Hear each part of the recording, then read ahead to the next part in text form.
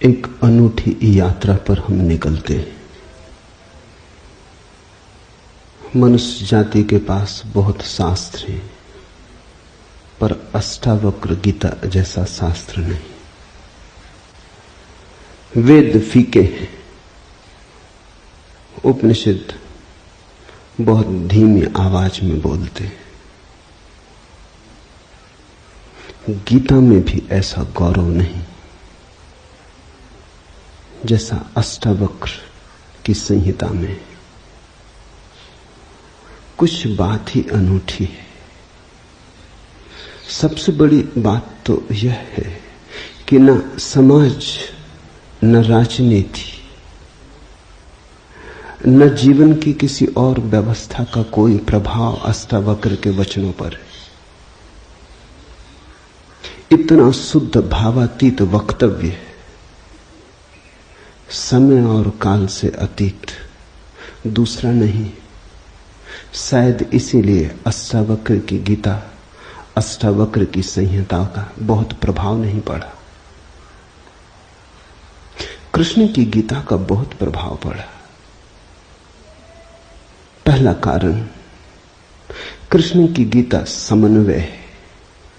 सत्य की उतनी चिंता नहीं जितनी समन्वय की चिंता है। समन्वय का आग्रह इतना गहरा है कि अगर सत्य थोड़ा खो भी जाए तो कृष्ण राजी है। कृष्ण की गीता खिचड़ी जैसी है, इसलिए सभी को भाती है, क्योंकि सभी का कुछ ना कुछ उसमें मौजूद है। ऐसा कोई संप्रदाय खोजना मुश्किल है जो गीता में अपनी वाणी न खोज ले। ऐसा कोई व्यक्ति खोजना मुश्किल है जो गीता में अपने लिए कोई सहारा न खोज ले। इन सब के लिए अष्टावक्र की गीता बड़ी कठिन होगी। अष्टावक्र समन्वयवादी नहीं, सत्यवादी। सत्य जैसा है वैसा कहा है, बिना किसी लाग लपेट के। सुनने वाले की चिंता नहीं, सुनने वाला समझेगा नहीं समझेगा इसकी भी चिंता नहीं। सत्य का ऐसा शुद्धतम वक्तव्य न पहले कहीं हुआ, न फिर बाद में कभी हो सका। कृष्ण की गीता लोगों को प्रिय है क्योंकि अपना अर्थ निकाल लेना बहुत सुगम है। कृष्ण की गीता काव्यात्मक है। 2-2 5 भी हो सकते हैं, 2-2 3 भी हो सकते हैं। अष्टावक्र के साथ कोई खेल संभव नहीं, वहां 2-2 4 ही होते। अष्टावक्र का वक्तव्य शुद्ध गणित का वक्तव्य है। वहां काव्य को जरा भी जगह नहीं, वहां कविता के लिए जरा सी भी छूट नहीं। जैसा है वैसा कहा है, किसी तरह का समझौता नहीं। कृष्ण की गीता पढ़ो तो भक्त अपना अर्थ निकाल लेता है, क्योंकि कृष्ण ने भक्ति की भी बात की। कर्मयोगी अपना अर्थ निकाल लेता है, क्योंकि कृष्ण ने कर्मयोग की भी बात की है। ज्ञानी अपना अर्थ निकाल लेता है, क्योंकि कृष्ण ने ज्ञान की भी बात की। कृष्ण कहीं भक्ति को सर्वश्रेष्ठ कहते हैं, कहीं ज्ञान को सर्वश्रेष्ठ कहते हैं, कहीं कर्म को सर्वश्रेष्ठ कहते हैं। कृष्ण का वक्तव्य बहुत राजनीतिक है। वो राजनेता थे, कुशल राजनेता थे। सिर्फ राजनेता थे इतना ही कहना उचित नहीं, कुटिल राजनीतिज्ञ थे, डिप्लोमेट थे। उनके वक्तव्य में बहुत सी बातों का ध्यान रखा गया, इसलिए सभी को गीता भा जाती है। इसलिए तो गीता पर हजारों टीकाएं हैं, अष्टावक्र पर कोई चिंता नहीं करता। क्योंकि अष्टावक्र के साथ राजी होना हो तो तुम्हें अपने को छोड़ना पड़ेगा। बेशर्त तुम अपने को न ले जा सकोगे, तुम पीछे रहोगे तो ही जा सकोगे। कृष्ण के साथ तुम अपने को ले जा सकते हो। कृष्ण के साथ तुम्हें बदलने की कोई भी जरूरत नहीं। कृष्ण के साथ तुम मौजू पड़ सकते हो। इसलिए सभी सांप्रदायिकों ने कृष्ण की गीता पर टीकाएं लिखी। शंकर ने, रामानुज ने, निम्बार्क ने, बल्लभ ने, सबने अपने अर्थ निकाल लिए। कृष्ण ने कुछ ऐसी बात कही है जो बहुअर्थी है, इसलिए मैं कहता हूं काव्यात्मक है। कविता में से मन चाहे अर्थ निकल सकते हैं। कृष्ण का वक्तव्य ऐसा है जैसे वर्षा में बादल गिरते, जो चाहो देख लो। कोई देखता हाथी की सूंड, कोई चाहे गणेश जी को देख ले। किसी को कुछ भी नहीं दिखाई पड़ता, वो कहता कहां की फिजूल बातें कर रहे हो। बादल है, धुआं, इसमें कैसी आकृतियां देख रहे हो। पश्चिम में वैज्ञानिक मन के परीक्षण के लिए स्याही के धब्बे ब्लॉटिंग पेपर पर डाल देते हैं और व्यक्ति को कहते हैं देखो इसमें क्या दिखाई पड़ता है। व्यक्ति गौर से देखता है, उसे कुछ ना कुछ दिखाई पड़ता है। वहां कुछ भी नहीं, सिर्फ ब्लॉटिंग पेपर पर स्याही के धब्बे बेतरतीब फेंके गए, सोच विचार के भी फेंके नहीं गए हैं, ऐसे ही बोतल उड़ेल दी है। लेकिन देखने वाला कुछ ना कुछ खोज लेता है। जो देखने वाला खोजता है वो उसके मन में, वो आरोपित कर लेता। तुमने भी देखा होगा, दीवार पर वर्षा का पानी पड़ता है, लकीरें खिंच जाती, कभी आदमी की शक्ल दिखाई पड़ती, कभी घोड़े की शक्ल दिखाई पड़ती। तुम जो देखना चाहते हो आरोपित कर लेते हो। रात के अंधेरे में कपड़ा टंगा है, भूत प्रेत दिखाई पड़ जाते। कृष्ण की गीता ऐसी ही है, जो तुम्हारे मन में है दिखाई पड़ जाएगा। तो शंकर ज्ञान देख लेते हैं, रामानुज भक्ति देख लेते हैं, तिलक कर्म देख लेते हैं, और सब अपने घर प्रसन्नचित्त लौट आते कि ठीक कृष्ण वही कहते हैं जो हमारी मान्यता है। इमर्सन ने लिखा है कि एक बार एक पड़ोसी प्लेटो की किताबें उनसे मांग के ले गया। अब प्लेटो 2000 साल पहले हुआ और दुनिया के थोड़े से अनूठे विचारकों में से एक। कुछ दिनों बाद इमर्सन ने कहा किताबें पढ़नी हो तो वापस करने। वो पड़ोसी लौटा गया। इमर्सन ने पूछा कैसी लगी।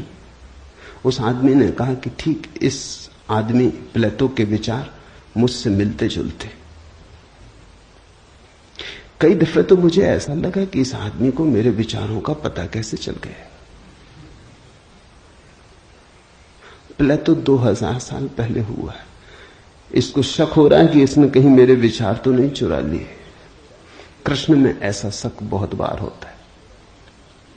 इसलिए कृष्ण पर सदियां बीत गईं, टीकाएं चलती जाती, हर सदी अपना अर्थ खोज लेती है, हर व्यक्ति अपना अर्थ खोज लेता है।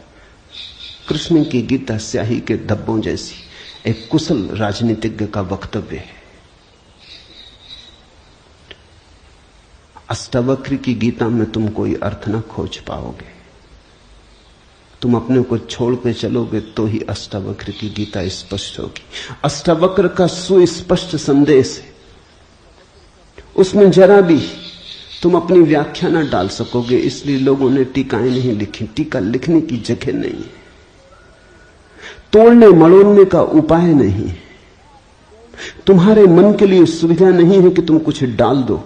अष्टावक्र ने इस तरह से वक्तव्य दिया है कि सदियां बीत गई, उस वक्तव्य में कोई कुछ जोड़ नहीं पाया, घटा नहीं पाया। बहुत कठिन है ऐसा वक्तव्य देना।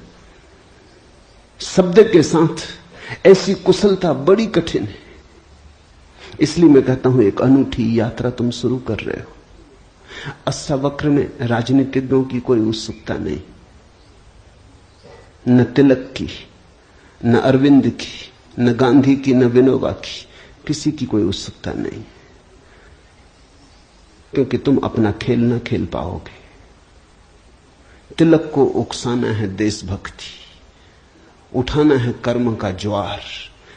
कृष्ण की गीता सहयोगी बन जाती। कृष्ण हर किसी को कंधा देने को तैयार है। कोई भी चला लो गोली उनके कंधे पर रख के, वो राजी। कंधा उनका, पीछे छिपने की तुम्हें सुविधा है। और उनके पीछे से गोली चलाओ तो गोली भी बहुमूल्य मालूम पड़ती।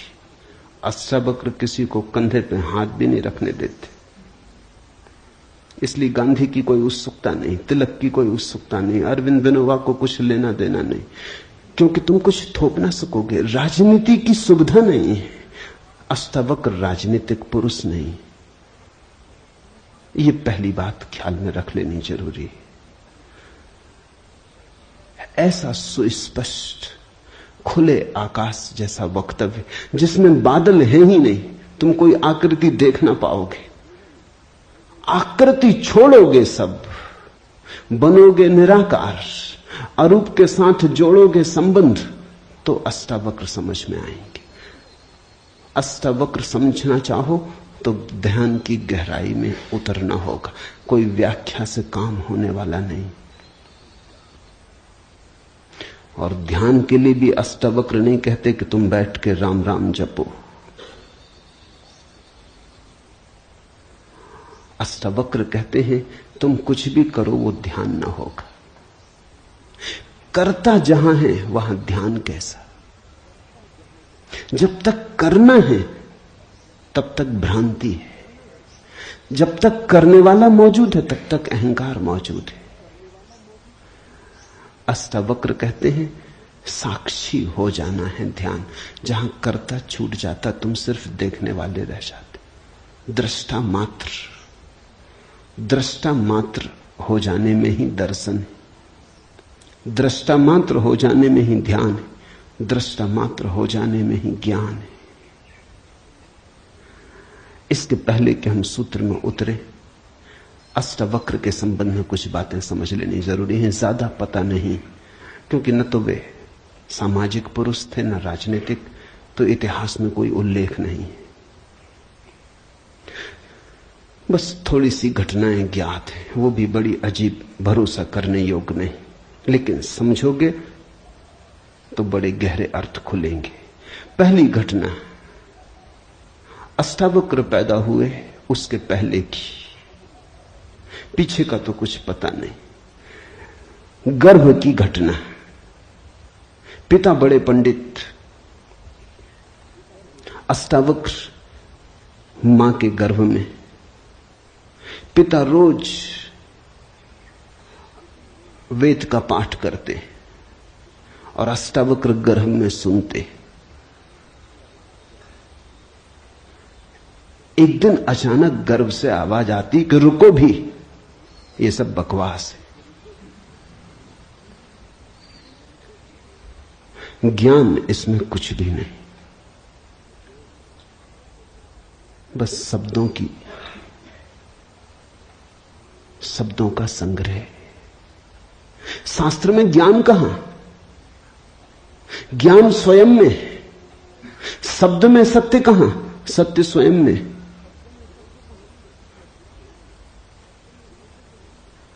पिता स्वभावतः नाराज हुए। एक तो पिता, फिर पंडित,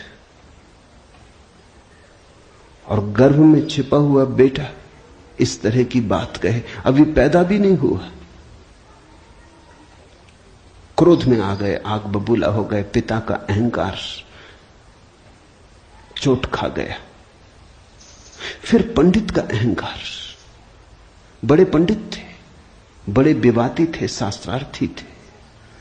क्रोध में अभिशाप दे दिया कि जब पैदा होगा तो 8 अंगों से टेढ़ा होगा, इसलिए नाम अष्टावक्र। 8 जगह से कुबड़े पैदा हुए, 8 जगह से ऊंट की भांति, इर्छे तिरछे। पिता ने क्रोध में शरीर को विक्षत कर दिया। ऐसी और भी कथाएं हैं। कहते हैं बुद्ध जब पैदा हुए तो खड़े खड़े पैदा हुए। मां खड़ी थी वृक्ष के तले, खड़े खड़े मां खड़ी थी, खड़े खड़े पैदा हुए। जमीन पर गिरे नहीं कि चले, 7 कदम चले। 8वें कदम पर रुककर 4 आर्य सत्यों की घोषणा की कि जीवन दुख है। अभी 7 कदम ही चले हैं पृथ्वी पर कि जीवन दुख है, कि दुख से मुक्त होने की संभावना है, कि दुख मुक्ति का उपाय है, कि दुख मुक्ति की अवस्था है, निर्वाण की अवस्था है। लाओत्सु के संबंध में कथा है कि लाओत्सु बूढ़े पैदा हुए, 80 वर्ष के पैदा हुए, 80 वर्ष तक गर्भ में ही रहे। कुछ करने की चाह ही न थी तो गर्भ से निकलने की चाह भी न हुई, कोई वासना ही न थी तो संसार में आने की भी वासना न हुई। जब पैदा हुए तो सफेद बाल थे, 80 वर्ष के बूढ़े थे।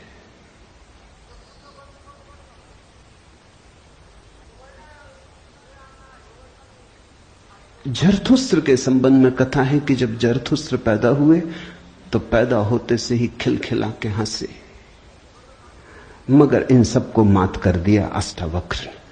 ये तो पैदा होने की बात है। अष्टावक्र ने अपना पूरा वक्तव्य दे दिया पैदा होने के पहले। ये कथाएं महत्वपूर्ण हैं। इन कथाओं में इन व्यक्तियों के जीवन की सारी सार संपदा है, निचोड़ है। बुद्ध ने जो जीवन भर में कहा उसका निचोड़। बुद्ध ने अष्टांगिक मार्ग का उपदेश दिया तो 7 कदम चले, 8वें पर रुक गए। 8 अंग हैं कुल। पहुंचने की अंतिम अवस्था है सम्यक समाधि। उस समाधि की अवस्था में ही पता चलता है जीवन के पूरे सत्य का। वो 4 आर्य सत्यों की घोषणा करती। लाओत्सु बूढ़ा पैदा हुआ। लोगों को 80 साल लगते हैं, तब भी ऐसी समझ नहीं आ पाती। बूढ़े होकर भी लोग बुद्धिमान कहां हो पाते। बूढ़ा होना और बुद्धिमान होना पर्यायवाची तो नहीं। बाल तो धूप में भी पकाए जा सकते हैं। लाओत्सु की कथा इतना ही कहती है कि अगर जीवन में त्वरा हो, तीव्रता हो, तो जो 80 साल में घटता है वो एक क्षण में घट सकता है। प्रज्ञा की तीव्रता हो तो एक क्षण में घट सकता है। बुद्धि मलिन हो तो 80 साल में भी कहां घटता है। जरथुस्त्र जन्म के साथ ही हंसे। जरथुस्त्र का धर्म अकेला धर्म है दुनिया में जिसको हंसता हुआ धर्म कह सकते। अति पार्थिव पृथ्वी का धर्म है। इसलिए तो पारसी दूसरे धार्मिकों को धार्मिक नहीं मालूम होते, नाचते गाते प्रसन्न। जरथुस्त्र का धर्म हंसता हुआ धर्म है, जीवन के स्वीकार का धर्म है, निषेध नहीं है, त्याग नहीं है। तुमने कोई पारसी साधु देखा? नंग धड़ंग खड़ा हो जाए, छोड़ दे, धूप में खड़ा हो जाए, धूनी रमा के बैठ जाए? नहीं, पारसी धर्म में जीवन को सताने, कष्ट देने की कोई व्यवस्था नहीं। जरथुस्त्र का सारा संदेश यही है कि जब हंसते हुए परमात्मा को पाया जा सकता है तो रोते हुए क्यों पाना। जब नाचते हुए पहुंच सकते हैं उस मंदिर तक तो नाहक कांटे क्यों बोने। जब फूलों के साथ जाना हो सकता है तो ये दुखवाद क्यों। इसलिए ठीक है, प्रतीक ठीक है कि जरथुस्त्र पैदा होते हंसे। इन कथाओं में इतिहास मत खोजना, ऐसा हुआ है ऐसा नहीं है।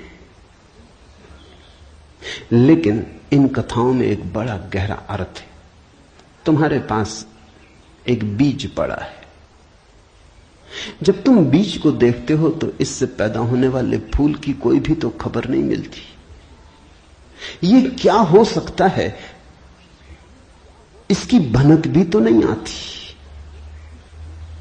ये कमल बनेगा, खिलेगा,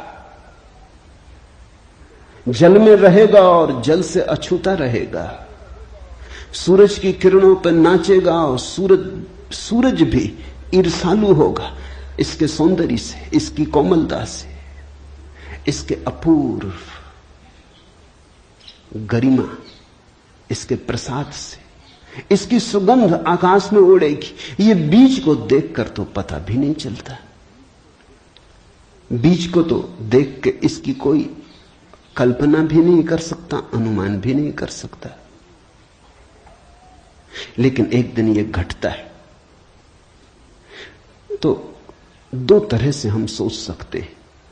या तो हम बीज को पकड़ लें जोर से और हम कहें जो बीज में दिखाई नहीं पड़ा वो कमल में भी घट नहीं सकता। ये भ्रम है, ये धोखा है, ये झूठ है। जिनको हम तर्कनिष्ठ कहते हैं, संदेहशील कहते हैं, उनका यही आधार है। वो कहते हैं जो बीज में नहीं दिखाई पड़ा वो फूल में हो नहीं सकता, कहीं भ्रांति हो रही है। इसलिए संदेहशील व्यक्ति बुद्ध को मान नहीं पाता, महावीर को स्वीकार नहीं कर पाता, जीसस को अंगीकार नहीं कर पाता, क्योंकि वो कहते हैं हमने जाना इनको। जीसस अपने गांव में आए, बड़े हैरान हुए, गांव के लोगों ने कोई चिंता ही न की। जीसस का वक्तव्य है कि पैगंबर की अपने गांव में पूजा नहीं होती। कारण क्या रहा होगा? क्यों नहीं होती गांव में पूजा पैगंबर की? गांव के लोगों ने बचपन से देखा, बड़े ही जोसेफ का लड़का है, लकड़ियां ढोते देखा, रिंदा चलाते देखा, लकड़ियां चीरते देखा, पसीने से लथपथ देखा, सड़कों पर खेलते देखा, झगड़ते देखा। गांव के लोग इसे बचपन से जानते हैं, बीज की तरह देखा। आज अचानक ये हो कैसे सकता है कि परमात्मा का पुत्र हो गया? नहीं। जिसने बीज को देखा है वो फूल को मान नहीं पाता। वो कहता है जरूर धोखा होगा, बेईमानी होगी, ये आदमी पाखंडी है। बुद्ध अपने घर वापस लौटे तो पिता, सारी दुनिया को जो दिखाई पड़ रहा था वो पिता को दिखाई नहीं पड़ा। सारी दुनिया अनुभव कर रही थी एक प्रकाश, दूर दूर तक खबरें जा रही थी, दूर देशों से लोग आने शुरू हो गए थे। लेकिन जब वापस बुद्ध घर आए 12 साल बाद, तो पिता ने कहा मैं तुझे अभी भी क्षमा कर सकता हूं, यद्यपि तूने काम तो बुरा किया है, सताया तो तूने हमें, अपराध तो तूने किया, लेकिन मेरे पास पिता का हृदय, मैं माफ कर दूंगा, द्वार तेरे लिए खुले, मगर फेंक ये भिक्षा का पात्र, हटा ये भिक्षु का वेश, ये सब नहीं चलेगा। तो वापस लौटा, ये राज्य तेरा है, मैं बूढ़ा हो गया, इसको कौन संभालेगा? हो गया बचपना बहुत, अब बंद करो ये सब खेल। बुद्ध ने कहा कृपा कर मुझे देखें तो, जो गया था वो वापस नहीं आया है, ये कोई और ही आया है जो आपके घर पैदा हुआ था, वही वापस नहीं आया है, ये कोई और ही आया है, बीज फूल होके आया है। गौर से तो देखो। पिता ने कहा तू मुझे सिखाने चला है। पहले दिन से जब तू पैदा हुआ था तब से तुझे जानता हूं। किसी और को धोखा देना,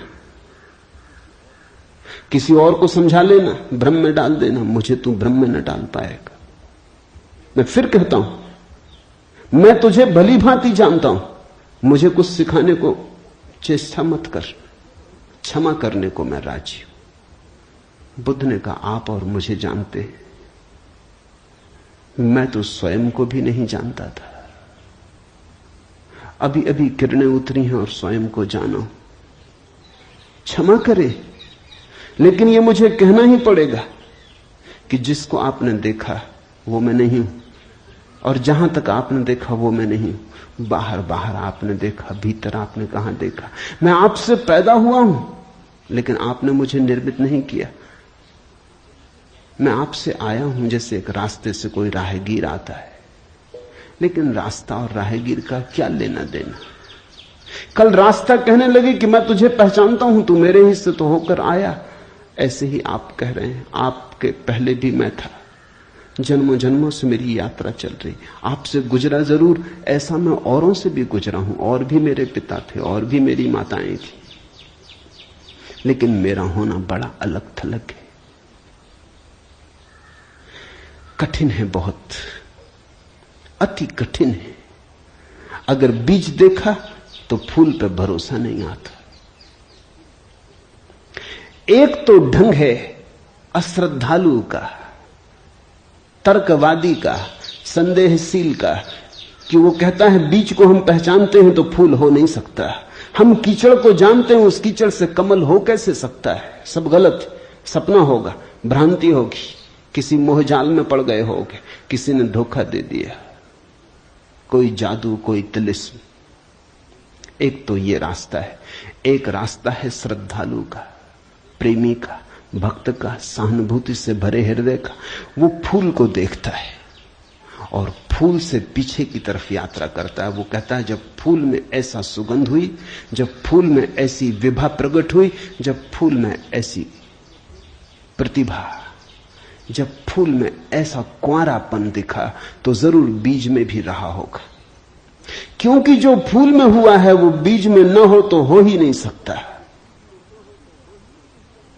ये सारी कथाएं घटी हैं ऐसा नहीं। जिन्होंने अष्टावक्र के फूल को देखा उनको ये ख्याल में आया कि जो आज हुआ है वो कल भी रहा होगा, छिपा था, अवगुंठित था, पर्दे में पड़ा था। जो आज है अंत में है वो प्रथम भी रहा होगा। जो मृत्यु के क्षण में दिखाई पड़ रहा है वो जन्म के क्षण में भी मौजूद रहा होगा, अन्यथा पैदा कैसे होता। तो एक तो ढंग है फूल से पीछे की तरफ देखना और एक है बीज से आगे की तरफ देखना। गौर से देखो तो दोनों में सारसूत्र एक ही है, दोनों की आधार भित्ति एक ही है, लेकिन कितना जमीन आसमान का अंतर हो जाता है। जो बीज वाला है वो भी ये कह रहा है कि जो बीज में नहीं है वो फूल में कैसे हो सकता है, ये उसका तर्क है। फूल वाला भी यही कह रहा है, वो कह रहा है जो फूल में है वो बीज में भी होना ही चाहिए। दोनों का तर्क तो एक है, लेकिन दोनों के देखने के ढंग अलग है। बड़ी अड़चन। मुझसे कोई पूछता था कि आपके साथ बचपन में बहुत लोग पढ़े होंगे, स्कूल में, कॉलेज में, वे दिखाई नहीं पड़ते, वे कैसे दिखाई पड़ सकते? उनको बड़ी अड़चन है, वो भरोसा नहीं कर सकते, अति कठिन है उन्हें।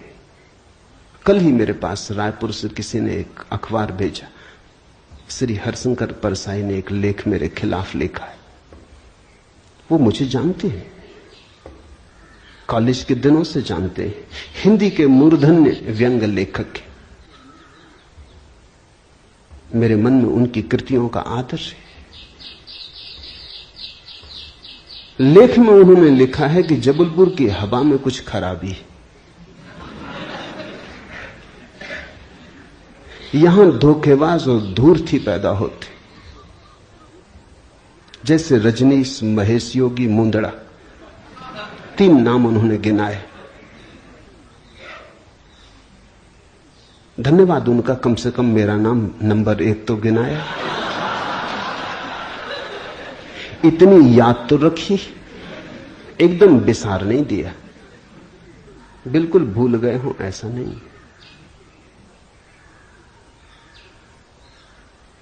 लेकिन अड़चन स्वाभाविक है, सीधी साफ है, मैं उनकी बात समझ सकता हूं। ये असंभव है बीज को देखा तो फूल में भरोसा। फिर जिन्होंने फूल को देखा उन्हें बीज में भरोसा मुश्किल हो जाता है। तो सभी महापुरुषों की जीवन कथाएं 2 ढंग से लिखी जाती हैं। जो उनके विपरीत हैं वो बचपन से यात्रा शुरू करते, जो उनके पक्ष में है वो अंत से यात्रा शुरू करते हैं और बचपन की तरफ जाते। दोनों एक अर्थ में सही है, लेकिन जो बचपन से यात्रा करके अंत की तरफ जाते हैं वो वंचित रह जाते हैं। उनका सही होना उनके लिए आत्मघाती है। जो अंत से यात्रा करते हैं वो पीछे की तरफ जाते हैं, वो धन्यभागी हैं, क्योंकि बहुत कुछ उन्हें अनायास मिल जाता है जो कि पहले तर्कवादियों को नहीं मिल पाता। अब न केवल मैं गलत मालूम होता हूं, मेरे कारण जबलपुर तक की हवा उनको गलत मालूम होती। कुछ भूल हवा पानी में होनी चाहिए। यदि मैं उनको कहना चाहूंगा जबलपुर को कोई हक नहीं है मेरे संबंध में, हवा पानी को अच्छा या खराब तय करने का। जबलपुर से मेरा कोई बहुत नाता नहीं है, थोड़े दिन वहां था। महेश योगी भी थोड़े दिन वहां थे, उनका भी कोई नाता नहीं। हम दोनों का नाता किसी और जगह से है। उस जगह के लोग इतने सोए हैं कि उन्हें अभी खबर ही नहीं है। महेश योगी और मेरा जन्म पास ही पास हुआ, दोनों गाडरवाड़ा के आसपास पैदा हुए। उनका जन्म चिचली में हुआ, मेरा जन्म कुचवाड़े में हुआ। अगर हवा पानी खराब है तो वहां का होगा। इसका दुख गाडरवाड़ा को होना चाहिए, कभी होगा, या सुख। जबलपुर को इसमें बीच में आना नहीं चाहिए। लेकिन मन कैसे तर्क रचता है। अब जो अष्टावक्र की कथा को देखेगा वो सुनते से ही कह देगा गलत, असंभव। ये तो कथा जिन्होंने लिखी है उनको भी पता है कि कहीं कोई गर्व से बोलता है। वो तो केवल इतना कह रहे हैं कि जो आखिर में प्रकट हुआ वो गर्भ में मौजूद रहा होगा। जो वाणी आखिर में खिली वो किसी न किसी गहरे तल पर गर्भ में भी मौजूद रही होगी, अन्यथा खिलती कहां से, आती कहां से? सुनने से थोड़ी कुछ आता है, हर चीज के पीछे कारण है। नहीं देख पाए हो हम, लेकिन था तो मौजूद। ये सारी कथाएं इसी का सूचक देती हैं। अष्टावक्र के संबंध में दूसरी बात जो ज्ञात है वो है जब वे 12 वर्ष के थे। बस 2 ही बातें ज्ञात हैं। तीसरी उनकी अष्टावक्र गीता है, या कुछ लोग कहते हैं अष्टावक्र संहिता।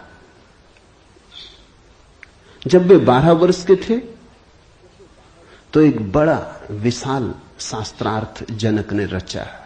जनक सम्राट थे और उन्होंने सारे देश के पंडितों को निमंत्रण दिया और उन्होंने 1000 गायें राजमहल के द्वार पर खड़ी कर दी और उन्होंने गायों के सींगों पर सोना मढ़ दिया और हीरे जवाहरात लटका दिए और कहा जो भी विजेता होगा वो इन गायों को हाँक के ले जाए। बड़ा विवाद हुआ। अष्टावक्र के पिता भी उस विवाद में गए। खबर आई सांझ होते होते कि पिता हार रहे हैं। सबसे तो जीत चुके थे, वंदिन नाम के एक पंडित से हारे जा रहे हैं। ये खबर सुन के अष्टावक्र भी राजमहल पहुंच गया।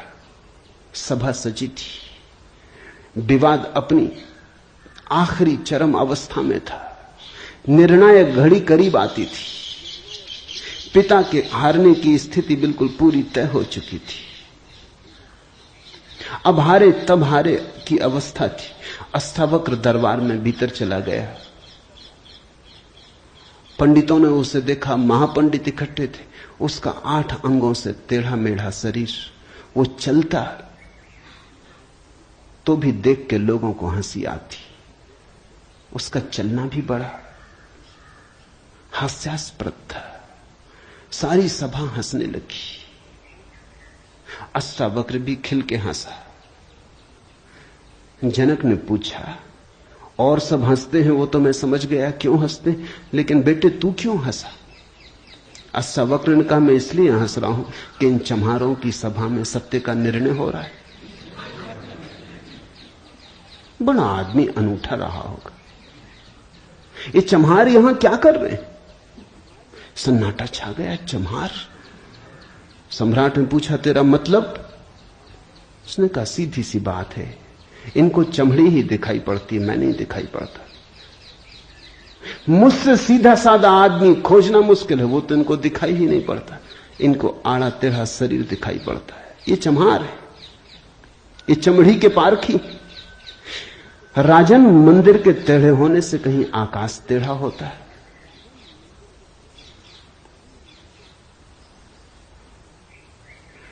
घड़े के फूटे होने से कहीं आकाश फूटता है? आकाश तो निर्विकार है, मेरा शरीर टेढ़ा मेढ़ा है, लेकिन मैं तो नहीं। ये जो भीतर बसा है इसकी तरफ तो देखो। इससे तुम सीधा साधा और कुछ खोज ना सकोगे।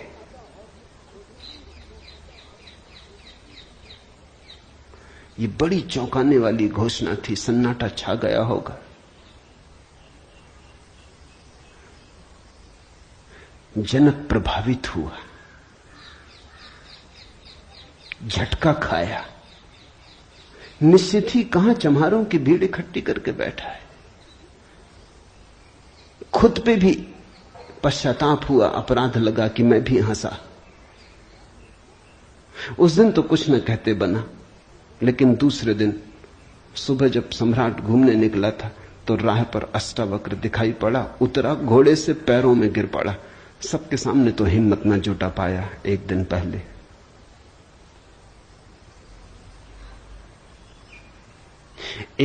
पहले तो कहा था, बेटे तू क्यों हंसता है? 12 साल का लड़का था। उम्र तौली थी, आज उम्र नहीं तौली। आज घोड़े से उतर गया, पैर पर गिर पड़ा, साष्टांग दंडवत, और कहा, पधारें राजमहल, मेरी जिज्ञासाओं का समाधान करें। हे प्रभु, आए मेरे घर। बात मेरी समझ में आ गई। रात भर मैं सो ना सका। ठीक ही कहा, शरीर को ही जो पहचानते हैं उनकी पहचान गहरी कहां। आत्मा के संबंध में विवाद कर रहे हैं और अभी भी शरीर में रस और विरस पैदा होता है, घृणा, आकर्षण पैदा होता है। मर्त्य को देख रहे हैं, अमृत की चर्चा करते हैं।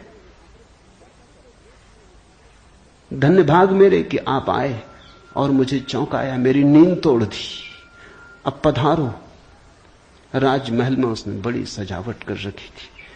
स्वर्ण सिंहासन पर बिठाया था इस 12 साल के अष्टावक्र को और उससे जिज्ञासा की। पहला सूत्र जनक की जिज्ञासा है। जनक ने पूछा है, अष्टावक्र ने समझाया है। इससे ज्यादा अष्टावक्र के संबंध में और कुछ पता नहीं है, और कुछ पता होने की जरूरत भी नहीं। काफी है, इतना बहुत है। हीरे बहुत होते भी नहीं, कंकड़ पत्थर ही बहुत होते। हीरा एक भी काफी होता है। ये 2 छोटी सी घटनाएं हैं। एक तो जन्म के पहले की गर्भ से आवाज और घोषणा कि क्या पागलपन में पड़े हो, शास्त्र में उलझे हो, शब्द में उलझे हो, जागो। ये ज्ञान नहीं है, ये सब उधार है, ये सब बुद्धि का ही जाल है, अनुभव नहीं है। इसमें रंच मात्र भी सार नहीं है। कब तक अपने को भरमाए रखोगे? और दूसरी घटना, राजमहल में हंसना पंडितों का और कहना अष्टावक्र का कि जीवन में देखने की 2 दृष्टियां हैं, एक आत्मदृष्टि, एक चर्म दृष्टि। चम्हार चमड़ी को देखता है, प्रज्ञावान आत्मा को देखता है। तुमने गौर किया? चम्हार तुम्हारे चेहरे की तरफ देखते नहीं, वो जूते को ही देखता। असल में चम्हार जूते को देख के सब पहचान लेता तुम्हारे संबंध में कि आर्थिक हालत कैसी है,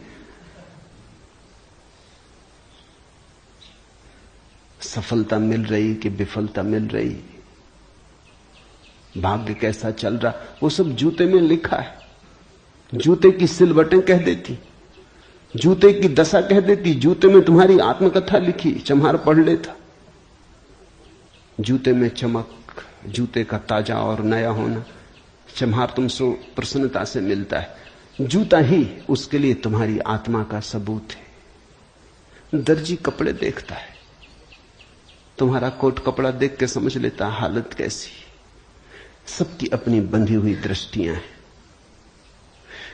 सिर्फ आत्मवान ही आत्मा को देखता है, उसकी कोई दृष्टि नहीं है। उसके पास दर्शन है। एक छोटी घटना और जो अष्टावक्र के जीवन से संबंधित नहीं, रामकृष्ण और विवेकानंद के जीवन से संबंधित है, लेकिन अष्टावक्र से उसका जोड़ है। फिर हम सूत्रों में प्रवेश करें। विवेकानंद रामकृष्ण के पास आए तब उनका नाम नरेंद्रनाथ था। विवेकानंद तो बाद में रामकृष्ण ने उनको पुकारा। जब आए रामकृष्ण के पास तो अति विवादी थे, नास्तिक थे, तर्कवादी थे, हर चीज के लिए प्रमाण चाहते थे। कुछ चीजें हैं जिनके लिए कोई प्रमाण नहीं, मजबूरी है। परमात्मा के लिए कोई प्रमाण नहीं है और प्रमाण नहीं। प्रेम के लिए कोई प्रमाण नहीं है और प्रमाण नहीं। सौंदर्य के लिए कोई प्रमाण नहीं है और प्रमाण नहीं है। अगर मैं कहूं देखो ये खजूरेना के वृक्ष कैसे सुंदर, और तुम कहो हमें तो कोई सौंदर्य दिखाई नहीं पड़ता, वृक्ष जैसे वृक्ष, सिद्ध करें, मुश्किल हो जाएगी। कैसे सिद्ध करें कि सुंदर है?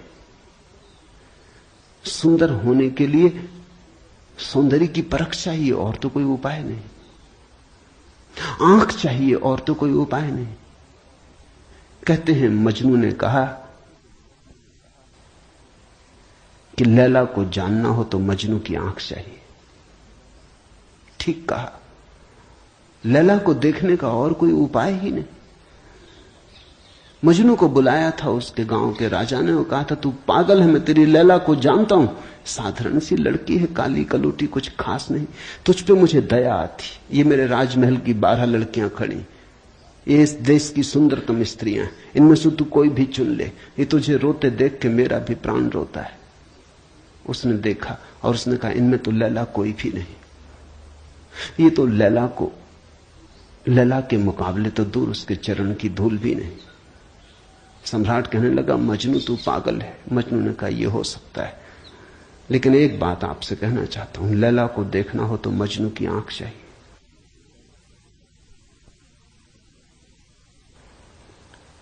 ठीक कहा मजनू ने। अगर वृक्षों के सौंदर्य को देखना हो तो कला की आंख चाहिए और कोई प्रमाण नहीं। अगर किसी के प्रेम को पहचानना हो तो प्रेमी का हृदय चाहिए और कोई प्रमाण नहीं। और परमात्मा तो इस जगत के सारे सौंदर्य और सारे प्रेम और सारे सत्य का इकट्ठा नाम है। उसके लिए तो ऐसा निर्विकार चित्त चाहिए, ऐसा साक्षी भाव चाहिए जहां कोई शब्द न रह जाए, कोई विचार न रह जाए, कोई तरंग ना उठे, वहां कोई धूल न रह जाए, मन की और चित्त का दर्पण परिपूर्ण शुद्ध हो। प्रमाण कहां? रामकृष्ण से विवेकानंद ने कहा प्रमाण चाहिए। है परमात्मा तो प्रमाण थे। और विवेकानंद को देखा रामकृष्ण ने। बड़ी थी संभावना इस युवक की, बड़ी थी यात्रा इसके भविष्य की, बहुत कुछ होने को पड़ा था इसके भीतर, बड़ा खजाना था, उससे ये अपरिचित है। रामकृष्ण ने देखा, इस युवक के पिछले जन्मों में झांका, ये बड़ी संपदा, बड़े पुण्य की संपदा लेकर आ रहा है। ये ऐसे ही तर्क में दबा न रह जाए। कराह उठा होगा पीड़ा और करुणा से रामकृष्ण का हृदय। उन्होंने कहा छोड़, प्रमाण वगैरह बाद में सोच लेंगे, मैं जरा बूढ़ा हुआ, मुझे पढ़ने में अड़चन होती, तू अभी जवान, तेरी आंख अभी तेज, ये किताब पढ़ी, इसे तू पढ़। वो थी अष्टावक्र गीता, जरा मुझे सुना दे। कहते हैं विवेकानंद को इसमें तो कुछ अड़चन न मालूम पड़ी, यह आदमी कुछ ऐसी तो कोई खास बात नहीं मांग रहा है। 2-4 सूत्र पढ़े और एक घबराहट और रोआ रोआ कपने लगा। और विवेकानंद ने कहा मुझसे नहीं पढ़ा जाता। रामकृष्ण ने कहा पढ़ भी, इसमें हर्ज क्या है, तेरा क्या बिगाड़ लेगी ये किताब, तू जवान है अभी, तेरी आंख अभी ताजी, और मैं बूढ़ा हुआ, मुझे पढ़ने में दिक्कत होती, और ये किताब मुझे पढ़नी तो तू पढ़ के सुना दे। कहते हैं उस किताब को सुनाते सुनाते ही विवेकानंद डूब गए। रामकृष्ण ने देखा इस व्यक्ति के भीतर बड़ी संभावना है, बड़ी शुद्ध संभावना है, जैसी एक बोधिसत्व की होती, जो कभी न कभी बुद्ध होना जिसका निर्णीत है, आज नहीं कल भटके कितना ही, बुद्धत्व जिसके पास चला आ रहा है। क्यों अष्टावक्र की गीता रामकृष्ण ने कही कि तू पढ़ के मुझे सुना दे? क्योंकि इससे ज्यादा शुद्धतम वक्तव्य और कोई नहीं। ये शब्द भी अगर तुम्हारे भीतर पहुंच जाएं तो तुम्हारी सोई हुई आत्मा को जगाने लगेंगे। ये शब्द तुम्हें तरंगायित करेंगे, ये शब्द तुम्हें आह्लादित करेंगे, ये शब्द तुम्हें झकझोरेंगे। इन शब्दों के साथ क्रांति घटित हो सकती। अष्टावक्र की गीता को मैंने यूं ही नहीं चुना है और जल्दी नहीं चुना, बहुत देर करके चुना है, सोच विचार के। दिन थे जब मैं कृष्ण की गीता पर बोला, क्योंकि भीड़ भाड़ मेरे पास थी। भीड़ भाड़ के लिए अष्टावक्र गीता का कोई अर्थ न था। बड़ी चेष्टा करके भीड़ भाड़ से छुटकारा पाया है। अब तो थोड़े से विवेकानंद यहां हैं, अब तो उनसे बात करनी है जिनकी बड़ी संभावना है। उन थोड़े से लोगों के साथ मेहनत करनी है जिनके साथ मेहनत का परिणाम हो सकता है। अब हीरे तराशने, कंकड़ पत्थरों पर यह छेनी खराब नहीं करनी, इसलिए चुनी है अष्टावक्र की गीता। तुम तैयार हुए हो इसलिए चुनी। पहला सूत्र, जनक ने कहा, हे प्रभु, पुरुष ज्ञान को कैसे प्राप्त होता है और मुक्ति कैसे होगी और वैराग्य कैसे प्राप्त होगा, यह मुझे कहिए। एतत् मम ब्रूहि प्रभो, मुझे समझाएं प्रभु। 12 साल के लड़के से सम्राट जनक का कहना, हे प्रभु, भगवान मुझे समझाएं। एतत् मम ब्रूहि, मुझे ना समझ को कुछ समझ दें, मुझे अज्ञानी को जगाएं। 3 प्रश्न पूछे हैं।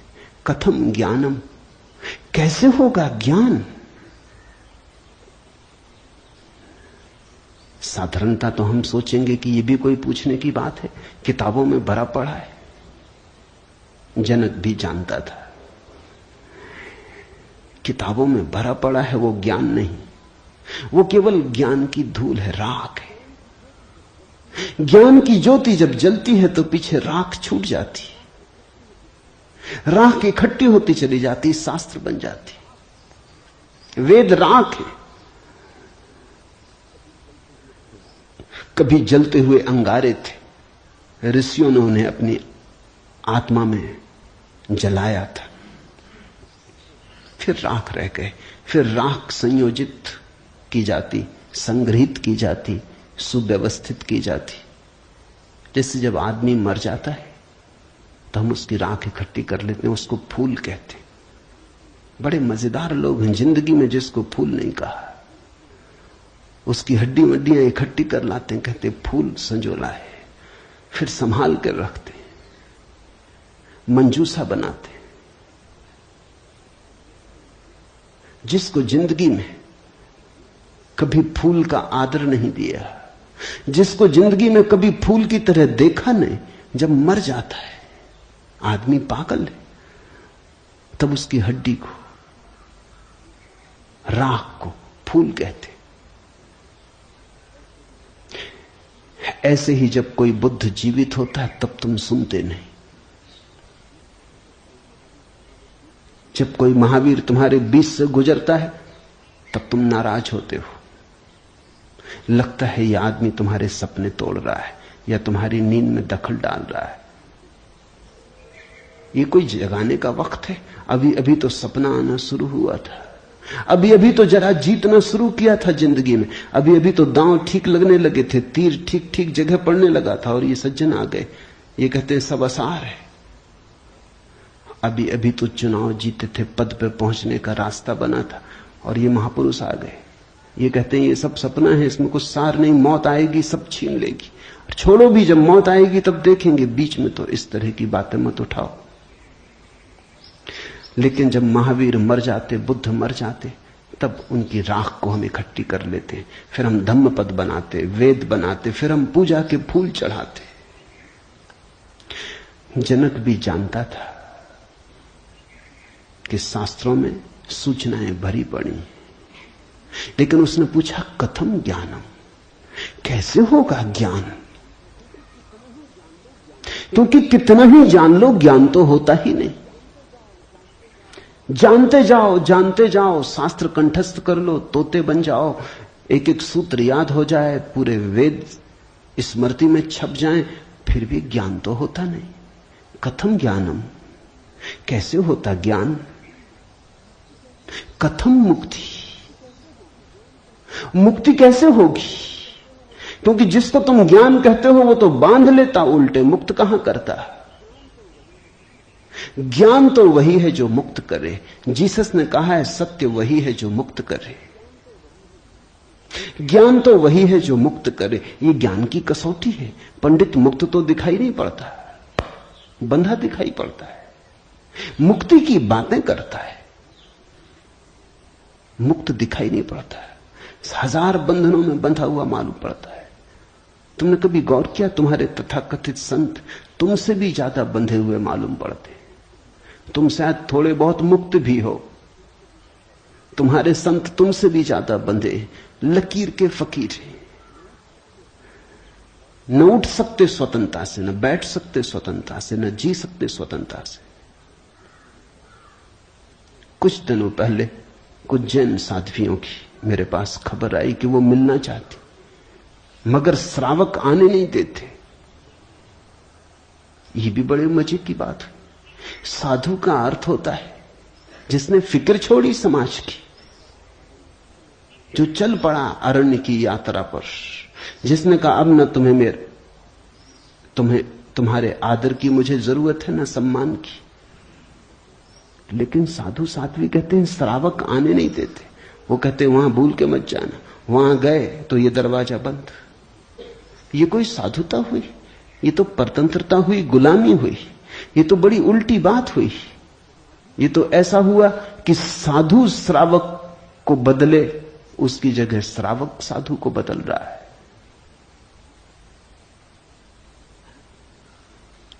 एक मित्र ने आके मुझे कहा, एक जैन साध्वी आपकी किताबें पढ़ती लेकिन चोरी से,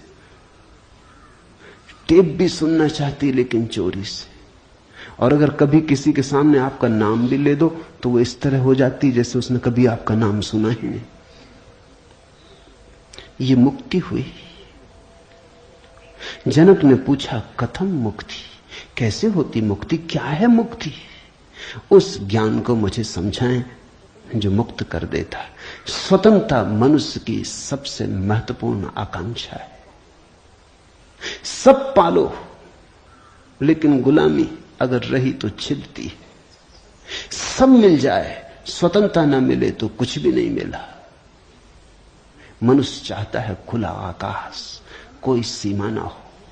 वो मनुष्य की अंतरतम निगूढ़तम आकांक्षा है, जहां कोई सीमा ना हो, कोई बाधा ना हो। इसी को परमात्मा होने की आकांक्षा कहो, मोक्ष की आकांक्षा कहो। हमने ठीक शब्द चुना है, मोक्ष। दुनिया की किसी भाषा में ऐसा प्यारा शब्द नहीं।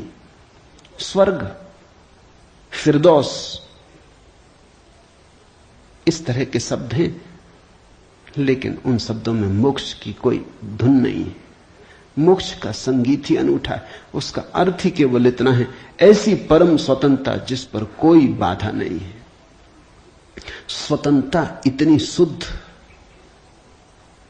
कि जिस पे कोई सीमा नहीं। पूछा जनक ने कैसे होगी मुक्ति और कैसे होगा वैराग्य?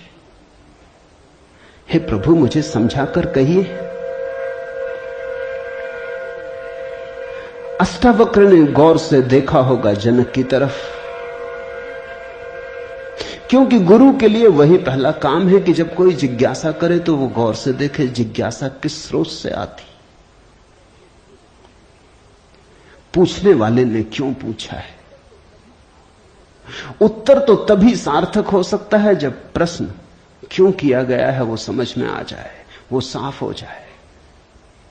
ध्यान रखना, सद्ज्ञान को उपलब्ध व्यक्ति, सद्गुरु तुम्हारे प्रश्न का उत्तर नहीं देता, तुम्हें उत्तर देता है।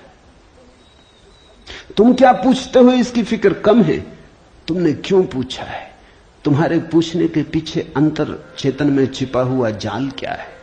तुम्हारे प्रश्नों की आड़ में वस्तुतः कौन सी आकांक्षा छिपी है?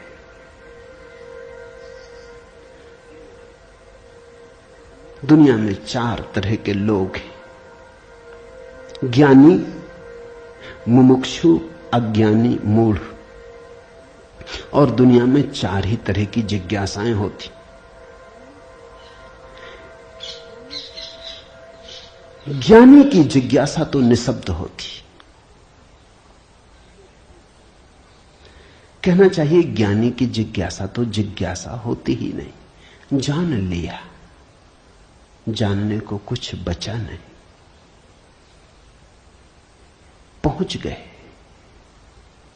चित्त निर्मल हुआ, शांत हुआ, घर लौट आए, विश्राम में आ गए। तो ज्ञानी की जिज्ञासा तो जिज्ञासा जैसी होती ही नहीं। इसका यह अर्थ नहीं कि ज्ञानी सीखने को तैयार नहीं होता। ज्ञानी तो सरल छोटे बच्चे की भांति हो जाता है, सदा तत्पर सीखने को। जितना ज्यादा तुम सीख लेते हो उतनी ही सीखने की तत्परता बढ़ जाती। जितने तुम सरल और निष्कपट होते चले जाते हो उतने ही सीखने के लिए तुम खुल जाते हो। आए हवाएं तुम्हारे द्वार खुले पाती, आए सूरज तुम्हारे द्वार पर दस्तक नहीं देनी पड़ती, आए परमात्मा तुम्हें सदा तत्पर पाता है। ज्ञानी ज्ञान को संग्रहित नहीं करता। ज्ञानी सिर्फ ज्ञान की क्षमता को उपलब्ध होता है। इस बात को ठीक से समझ लेना, क्योंकि पीछे यह काम पड़ेगी। ज्ञानी का केवल इतना ही अर्थ है कि जो जानने के लिए बिल्कुल खुला है, जिसका कोई पक्षपात नहीं, जानने के लिए जिसके पास कोई पर्दा नहीं, जिसके पास जानने के लिए कोई पूर्व नियोजित योजना ढांचा नहीं। ज्ञानी का अर्थ है ध्यानी, जो ध्यानपूर्ण है। तो देखा होगा अष्टावक्र ने गौर से जनक में झांक के, ये व्यक्ति ज्ञानी तो नहीं, ये ध्यान को तो उपलब्ध नहीं हुआ है। अन्यथा इसकी जिज्ञासा मौन होती, उसमें शब्द ना होते। बुद्ध के जीवन में उल्लेख है, एक फकीर मिलने आया, एक साधु मिलने आया, एक परिव्राजक घुमक्कड़। उसने आके बुद्ध से कहा, पूछने योग्य शब्द मेरे पास नहीं, क्या पूछना चाहता हूं उसे शब्दों में बांधने की मेरे पास कोई कुशलता नहीं। आप तो जानते ही हैं, समझ लें, जो मेरे योग को कहते हैं। यह ज्ञानी की जिज्ञासा है। बुद्ध चुप बैठे रहे, उन्होंने कुछ भी ना कहा। घड़ी भर बाद जैसे कुछ घटा। वो जो आदमी चुपचाप बैठा बुद्ध की तरफ देखता रहा था, उसकी आंख से आंसुओं की धार लग गई। चरणों में झुका, नमस्कार किया और कहा, धन्यवाद, खूब धन्यभागी हूं, जो लेने आया था आपने दिया। उठ के चला भी गया।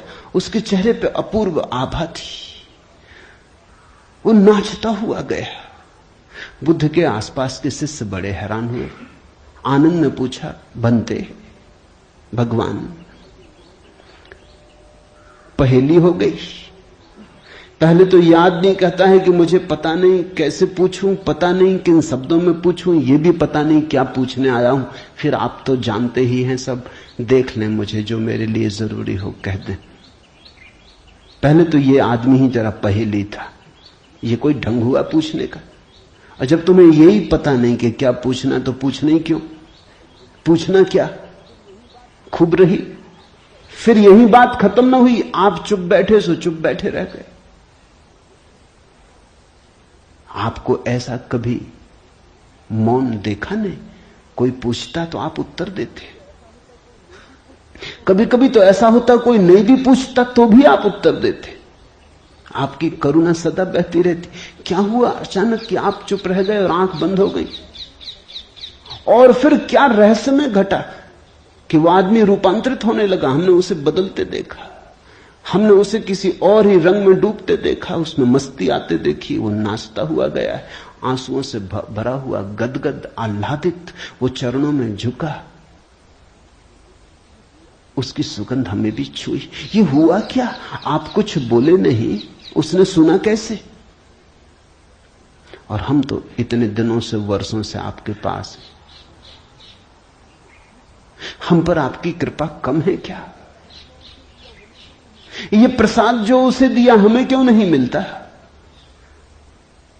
लेकिन ध्यान रहे उतना ही मिलता है जितना तुम ले सकते हो। बुद्ध ने कहा सुनो, घोड़े, आनंद से घोड़े की बात की क्योंकि आनंद छत्री था, बुद्ध का चचेरा भाई था और बचपन से ही घोड़े का बड़ा शौक था। उसे घुड़सवार था, प्रसिद्ध घुड़सवार था, प्रतियोगी था बड़ा। उसने कहा सुन आनंद, बुद्ध ने कहा घोड़े 4 प्रकार के होते। एक तो मारो भी तो भी टस से मस नहीं होते। रद्दी से रद्दी घोड़े, जितना मारो उतना ही हठयोगी हो जाते हैं, बिल्कुल हट बांध के खड़े हो जाते। तुम मारो तो वो जिद बना लेते हैं कि देखें कौन जीतता। फिर दूसरे तरह के घोड़े होते हैं, मारो तो चलते हैं, न मारो तो नहीं चलते, कम से कम पहले से बेहतर। फिर तीसरे तरह के घोड़े होते हैं, कोड़ा फटकारो, मारना काफी जरूरी नहीं, सिर्फ कोड़ा फटकारो, आवाज काफी। और भी कुलीन होते, दूसरे से भी बेहतर। फिर आनंद, तुझे जरूर पता होगा ऐसे भी घोड़े होते हैं कि कोड़े की छाया देख के भागते हैं, फटकारना भी नहीं पड़ता। ये ऐसा ही घोड़ा था, छाया काफी। अष्टावक्र ने देखा होगा गौर से, जब तुम आके मुझसे कुछ पूछते हो तो तुम्हारे प्रश्न से ज्यादा महत्वपूर्ण सवाल तुम हो। कभी कभी तुम्हें भी ऐसा लगता होगा कि तुमने जो नहीं पूछा था वो मैंने उत्तर दिया है, और कभी कभी तुम्हें ऐसा भी लगता होगा कि शायद मैं टाल गया तुम्हारे प्रश्न को, बचाव कर गया, कुछ और उत्तर दे गया हूं। लेकिन सदा तुम्हारी भीतरी जरूरत ज्यादा महत्वपूर्ण। तुम क्या पूछते हो ये उतना महत्वपूर्ण नहीं, क्योंकि तुम्हें खुद ही ठीक पता नहीं तुम क्या पूछते हो, क्यों पूछते हो। उत्तर वही दिया जाता है जिसकी तुम्हें जरूरत है। तुम्हारे पूछने से कुछ तय नहीं होता। देखा होगा अष्टावक्र ने ज्ञानी तो नहीं है जनक, अज्ञानी है। फिर क्या? अज्ञानी भी नहीं है, क्योंकि अज्ञानी तो अकड़ा से भरा होता है। अज्ञानी तो झुकना जानता ही नहीं। ये तो मुझ 12 साल की उम्र के लड़के के पैरों में झुक गया, साष्टांग दंडवत की। ये अज्ञानी के लिए असंभव है।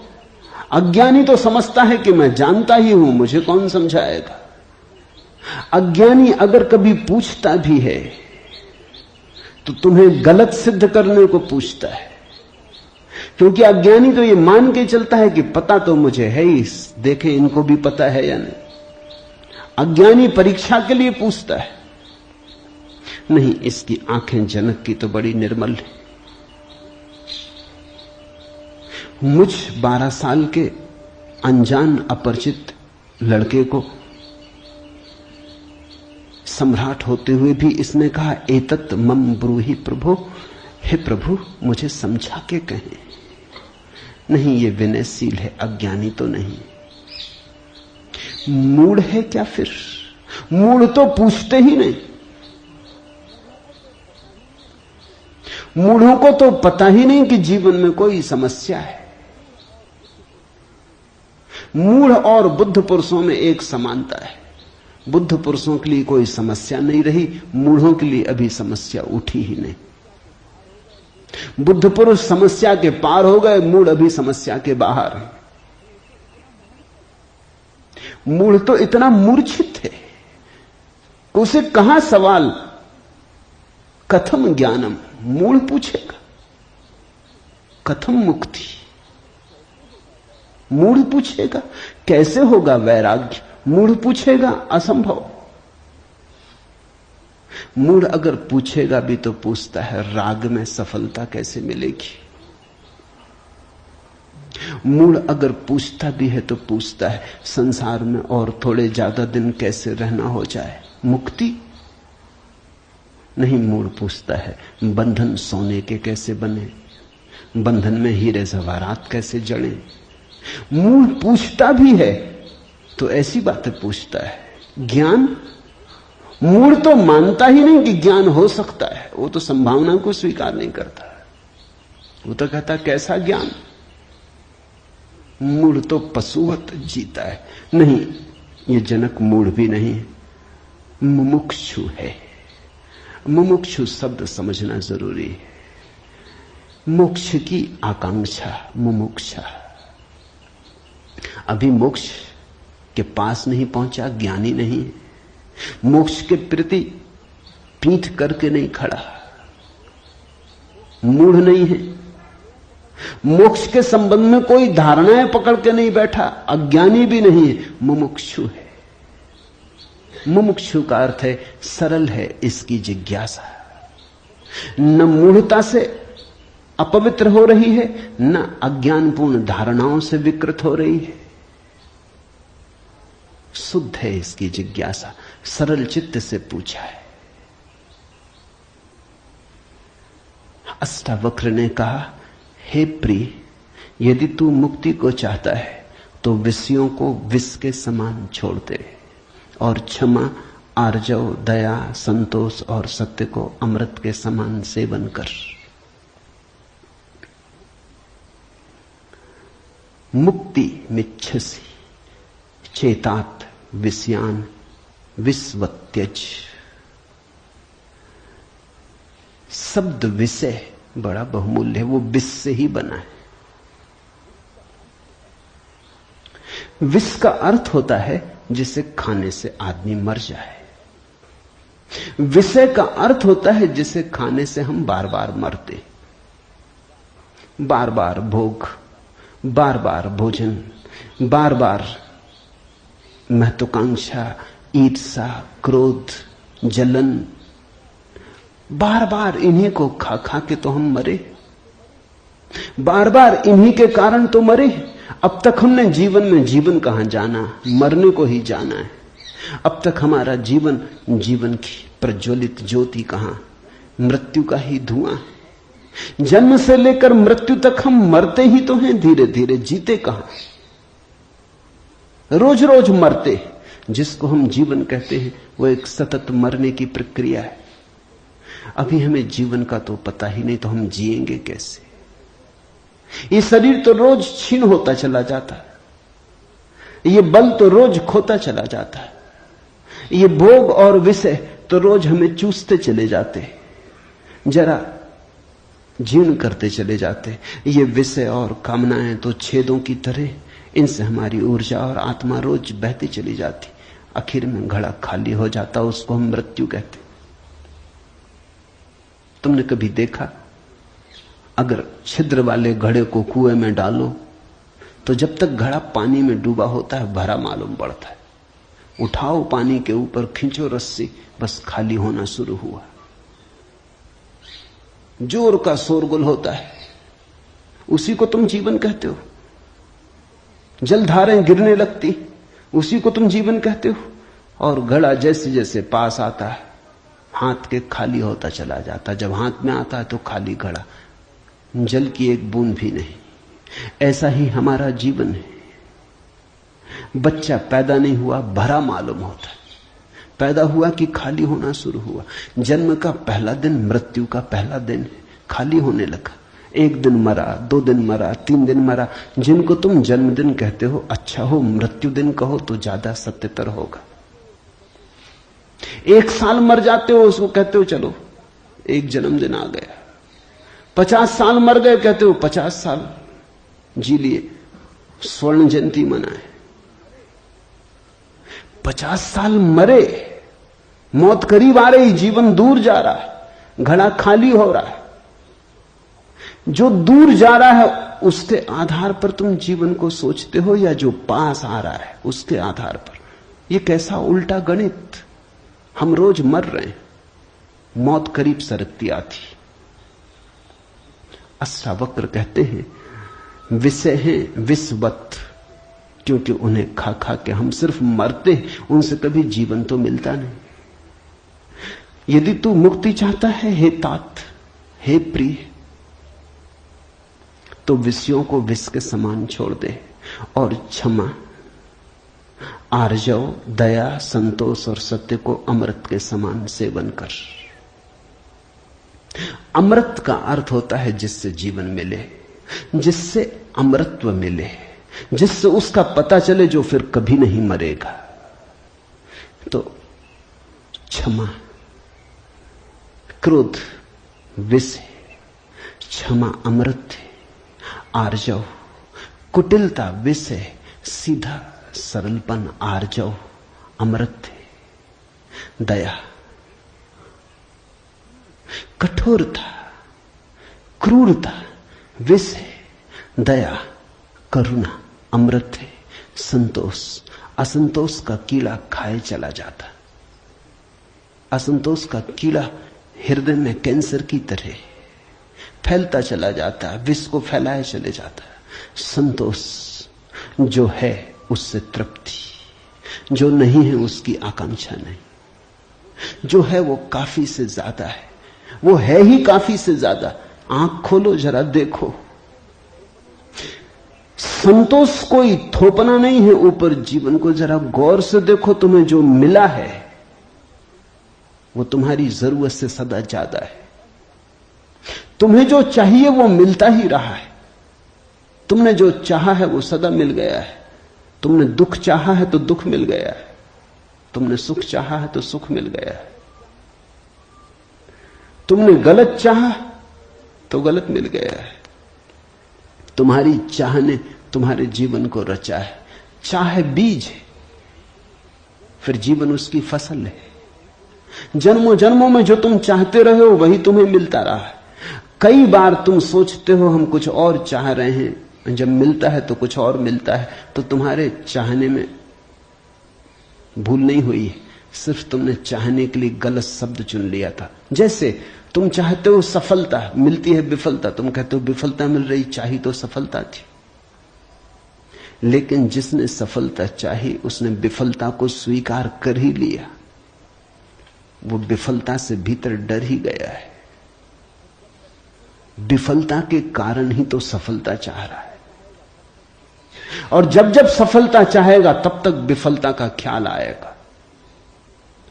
विफलता का ख्याल भी मजबूत होता चला जाएगा। सफलता तो कभी मिलेगी, लेकिन रास्ते पर यात्रा तो विफलता में ही बीतेगी। विफलता का भाव संघरीभूत होगा, वो इतना संघरीभूत हो जाएगा कि वही एक दिन प्रकट हो जाएगा।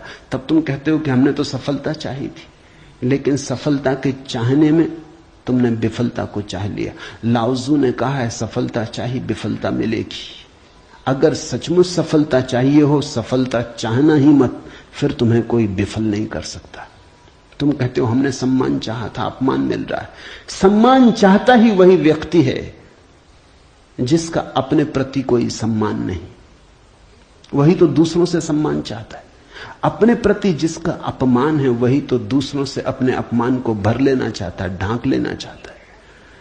सम्मान की आकांक्षा इस बात की खबर है कि तुम अपने भीतर अपमानित अनुभव कर रहे हो। तुम्हें अनुभव हो रहा है कि मैं कुछ भी नहीं हूं, दूसरे मुझे कुछ बना दे, सिंहासन पे बिठा दे, फताकाएं फहरा दे, झंडे उठा ले मेरे नाम के, दूसरे कुछ कर दे। तुम भिखमंगे हो। तुमने अपना अपमान तो खुद कर लिया जब तुमने सम्मान चाहा, और यह अपमान गहन होता जाएगा। लाओसू कहता है मेरा कोई अपमान नहीं कर सकता क्योंकि मैं सम्मान चाहता ही नहीं। यह सम्मान को पा लेना है। लाओजू कहता है मुझे कोई हरा नहीं सकता क्योंकि जीत की हमने बात ही छोड़ दी, अब हराओगे कैसे? तुम उसी को हरा सकते हो जो जीतना चाहता है। अब ये जरा उलझा हुआ हिसाब है। इस दुनिया में सम्मान उन्हें मिलता है जिन्होंने सम्मान नहीं चाहा, सफलता उन्हें मिलती है जिन्होंने सफलता नहीं चाही। क्योंकि जिन्होंने सफलता नहीं चाही उन्होंने तो स्वीकार ही कर लिया कि सफल तो हम हैं ही, अब और चाहना क्या है। सम्मान तो हमारे भीतर आत्मा का है ही, अब और चाहना क्या है। परमात्मा ने सम्मान दे दिया तुम्हें पैदा करके, अब और किसका सम्मान चाहते हो।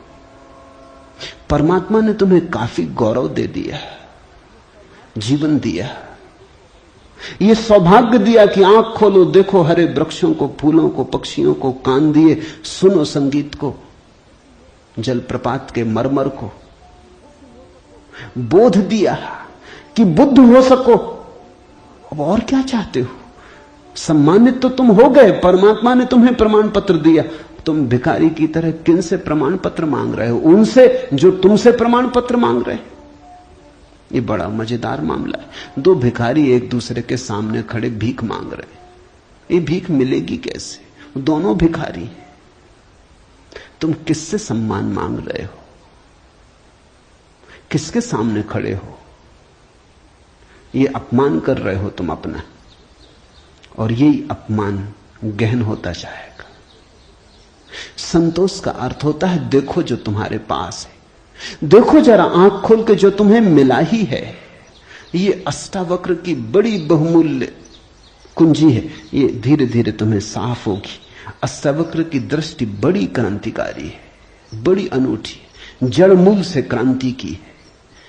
संतोष और सत्य को अमृत के समान सेवन कर, क्योंकि असत्य के साथ जो जिएगा वो असत्य होता चला जाएगा। जो असत्य को बोलेगा, असत्य को जिएगा, स्वभावतः असत्य से घिरता चला जाएगा। उसके जीवन से संबंध विच्छिन्न हो जाएंगे, जड़ें टूट जाएंगी। परमात्मा में जड़ें चाहते हो तो सत्य के द्वारा ही वे जड़ें हो सकती हैं। प्रामाणिकता और सत्य के द्वारा ही तुम परमात्मा से जुड़ सकते हो। परमात्मा से टूटना है तो असत्य का धुआं पैदा करो, असत्य के बादल अपने पास बनाओ। जितने तुम असत्य होते चले जाओगे उतने परमात्मा से दूर होते चले जाओगे। तू न पृथ्वी है, न जल है, न वायु है, न आकाश है। मुक्ति के लिए आत्मा को, अपने को, इन सब का साक्षी चैतन्य जान। सीधी सीधी बातें, भूमिका भी नहीं।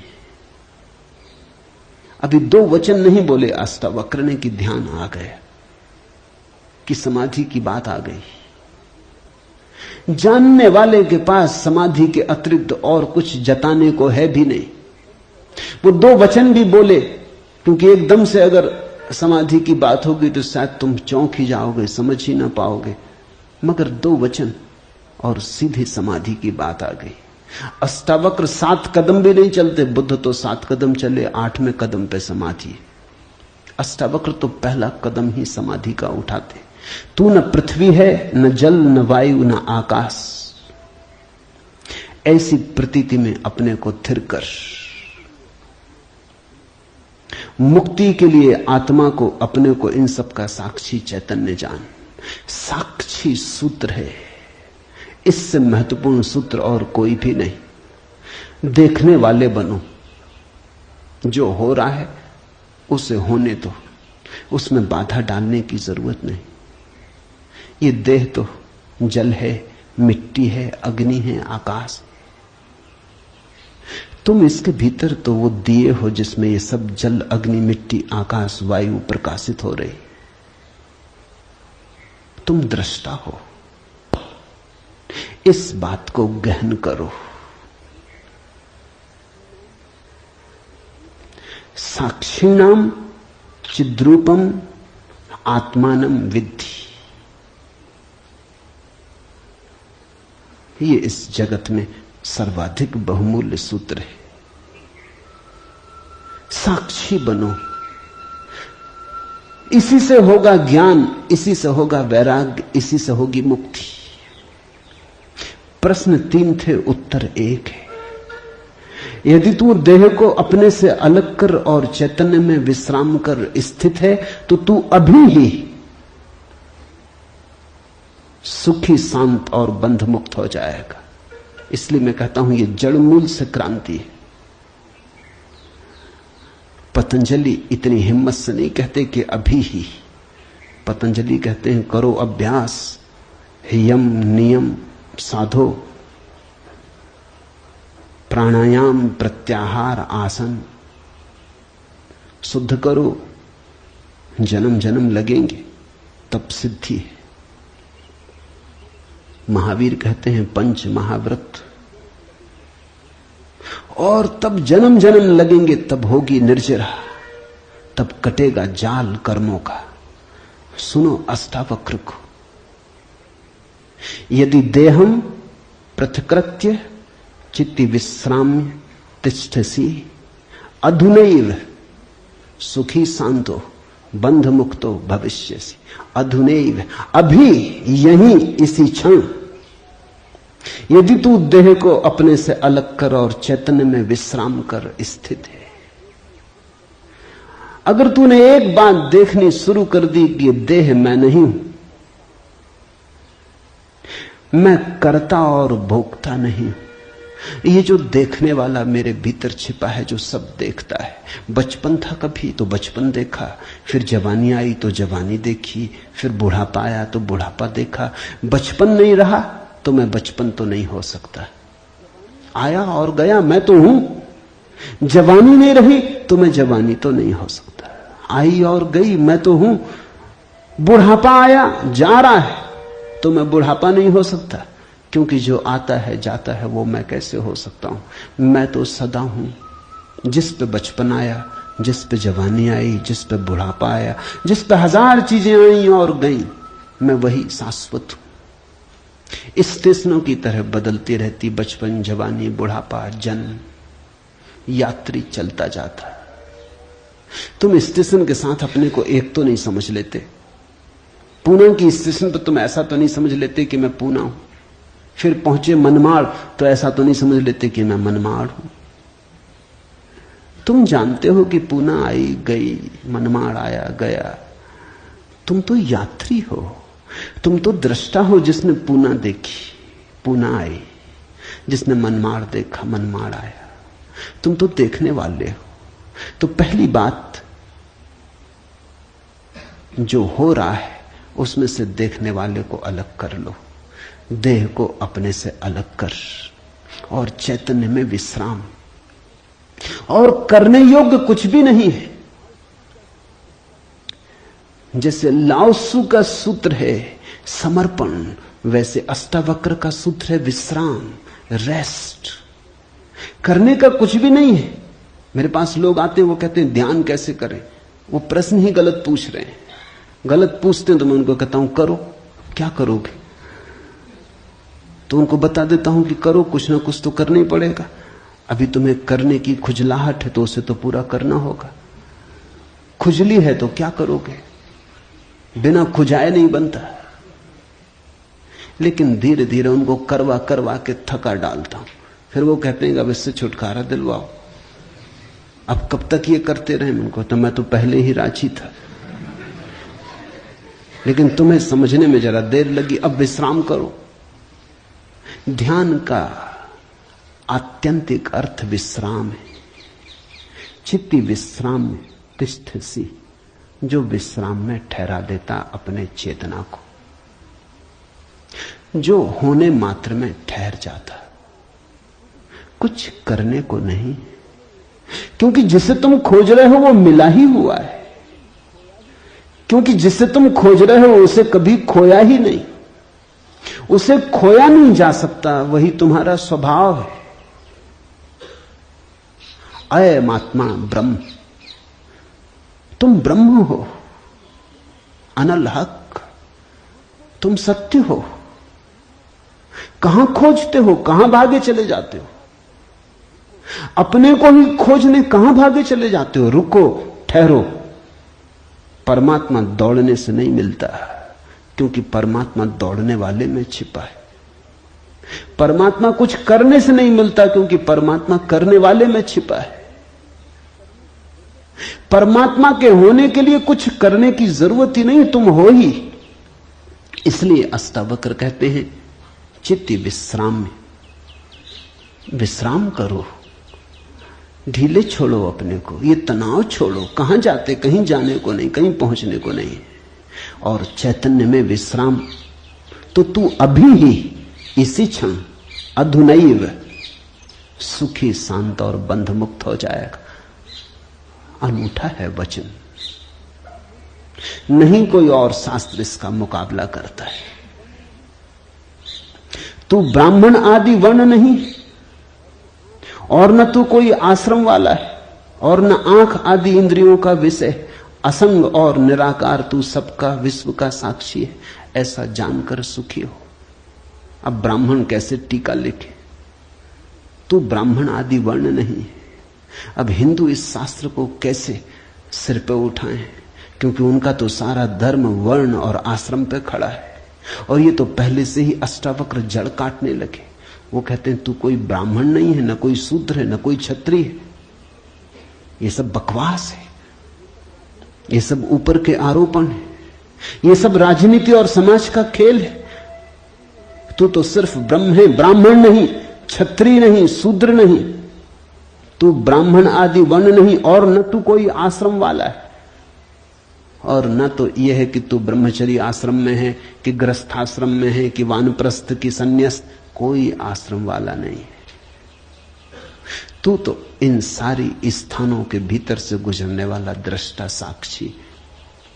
अष्टावक्र की गीता हिंदू दावा नहीं कर सकते हमारी। अष्टावक्र की गीता सबकी है। अगर अष्टावक्र के समय में मुसलमान होते, हिंदू होते, ईसाई होते, तो उन्होंने कहा होता न तू हिंदू है, न तू ईसाई है, न तू मुसलमान है। अब ऐसे अष्टावक्र को कौन मंदिर बनाए? इसके लिए कौन इसके शास्त्र को सिर पे उठाए? कौन दावेदार बने? क्योंकि ये सभी का निषेध कर रहे हैं। मगर ये सत्य की सीधी घोषणा है, असंग और निराकार तू सबका विश्व का साक्षी है, ऐसा जानकर सुखी हो। अष्टावक्र ये नहीं कहता कि ऐसा तुम जानोगे तो फिर सुखी होगे। वचन को ठीक से सुनना। अष्टावक्र कहते हैं ऐसा जानकर सुखी हो। न त्वम विप्रादिको वर्णनो नाश्रमी नाक्ष गोचरा असंगो असि निराकारो विश्व साक्षी सुखी भव। सुखी भव, अभी हो सुखी। जनक पूछते हैं कैसे सुख होगा, कैसे बंधन मुक्ति होगी, कैसे ज्ञान होगा? अष्टावक्र कहता है अभी हो सकता, क्षण मात्र की भी देर करने की कोई जरूरत नहीं है। इसे कल पर छोड़ने का कोई कारण नहीं, स्थगित करने की कोई जरूरत नहीं। ये घटना भविष्य में नहीं घटती, या तो घटती है अभी या कभी नहीं घटती। जब घटती है तब अभी घटती है, क्योंकि अभी के अतिरिक्त कोई समय ही नहीं है। भविष्य कहां है? जब आता है तब अभी की तरह आता है। तो जो भी ज्ञान को उत्पन्न हुए हैं अभी उत्पन्न हुए। कभी पर मत छोड़ना, वो मन की चालाकी है। मन कहता है इतने जल्दी कैसे हो सकता है, तैयारी तो कर ले। मेरे पास लोग आते हैं, वो कहते हैं संन्यास लेना, लेंगे कभी? कभी कभी ना लोगे। कभी पर टाला तो सदा के लिए टाला, कभी आता ही नहीं। लेना हो तो अभी, अभी के अतिरिक्त कोई समय ही नहीं है। अभी है जीवन, अभी है मुक्ति, अभी है अज्ञान, अभी है ज्ञान, अभी है निद्रा, अभी हो सकता जागरण। कभी क्यों? कठिन होता मन को, क्योंकि मन कहता है तैयारी तो करने दो। मन कहता है कोई भी काम तैयारी के बिना कैसे घटता। आदमी को विश्वविद्यालय से प्रमाण पत्र लेना है तो वर्षों लगते, डॉक्टरेट करनी है तो 20-25 साल लग जाते, मेहनत करते करते फिर आदमी आके डॉक्टर हो पाता। अभी कैसे हो सकते? अष्टावक्र भी जानते, दुकान करनी हो तो अभी थोड़ी खुल जाएगी। इकट्ठा करना पड़े, आयोजन करना पड़े, सामान लाना पड़े, दुकान बनानी पड़े, ग्राहक खोजने पड़े, विज्ञापन भेजना पड़े, वर्षों लगते हैं। इस जगत में कोई भी चीज अभी तो घटती नहीं, क्रम से घटती है। ठीक है, अष्टावक्र भी जानते हैं, मैं भी जानता हूं, लेकिन एक घटना यहां ऐसी है जो अभी घटती है, वो परमात्मा है। वो तुम्हारी दुकान नहीं, न तुम्हारा परीक्षालय, न तुम्हारा विश्वविद्यालय।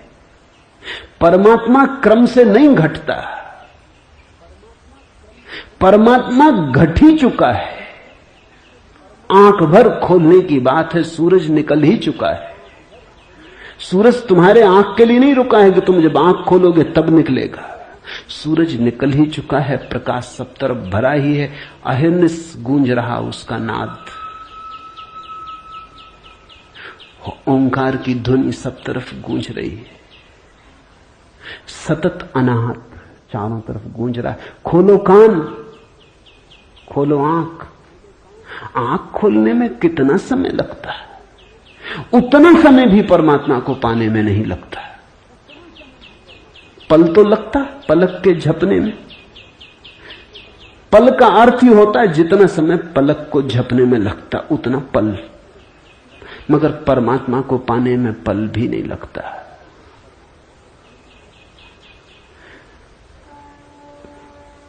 विश्व साक्षी असंगो वसी निराकारो, सुखी भव अभी हो सुखी। उधार नहीं है अष्टावक्र का धर्म, नगद, कैश।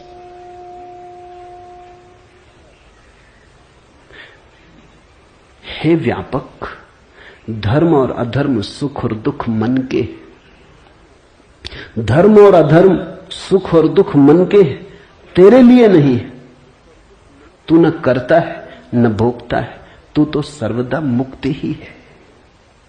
मुक्ति हमारा स्वभाव है, ज्ञान हमारा स्वभाव है, परमात्मा हमारा होने का ढंग है, हमारा केंद्र है, हमारे जीवन की श्वास है, हमारा होना है। धर्मो अधर्मो सुखम दुखम मान सानी नते विभो। अष्टावक्र कहते हैं, हे व्यापक, हे विभावान, हे विभूति संपन्न, धर्म और अधर्म, सुख और दुख मन के, ये सब मन की ही तरंगे। बुरा किया, अच्छा किया, पाप किया, पुण्य किया, मंदिर बनाया, दान दिया, सब मन के। न करतासी न भोक्तासी, मुक्त एवासी सर्वदा। तू तो सदा मुक्त है, तू तो सर्वदा मुक्त है। मुक्ति कोई घटना नहीं है जो हमें घटानी, मुक्ति घट चुकी है हमारे होने में।